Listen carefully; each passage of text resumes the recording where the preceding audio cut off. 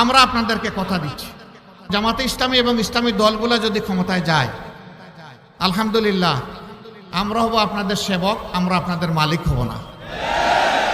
আমাদের এখন যে সম্পদ আছে এই সম্পদ কমবে, এটা 1 ইঞ্চি বাড়বে না। কারণ তখন খেদমত করতে গিয়ে শুধু রাষ্ট্রীয় তহবিলে হবে না, আল্লাহ তাআলা বাপদাদার যে তহবিল, নিজেদের যে সঞ্চয়, ওখান থেকেও আমরা খরচ করতে বাধ্য হব।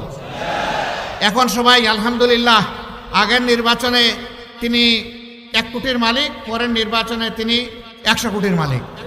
এটা হবে না ইনশাআল্লাহ, এটা হবে না ইনশাআল্লাহ, এটা হবে না ইনশাআল্লাহ। কেন হবে না? আমরা আল্লাহকে ভয় করবো, এই জন্যই হবে না। বলবেন প্রমাণ কি? প্রমাণ এখনই হাতে নাতে।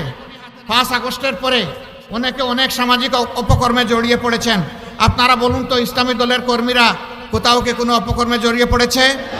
কোনো একটা ইসলামী দলের লোক না। কেন না? তারা আল্লাহ তাআলাকে ভয় করে, এই জন্য তারা। যারা আল্লাহকে ভয় করে এই সময়ে কোনো প্রতিশোধ নেয় নাই, গ্রাস মিটায় নাই, চাঁদাবাজি করে নাই, দখল বাণিজ্যে নিজেদেরকে উৎসর্গ করে নাই, ইনশাআল্লাহ জনগণের দায়িত্ব আসলে সেদিন এই দায়িত্বকে আমানত মনে করে এই আমানতের হেফাজত করবে ইনশাআল্লাহ।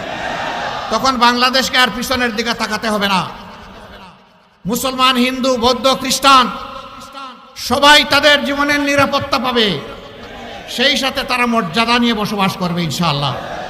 কোরআন কারোর মধ্যে অধিকারের কোনো তারতম্য করবে না, আমাদেরও কোনো তারতম্য করার কোনো অধিকার থাকবে না।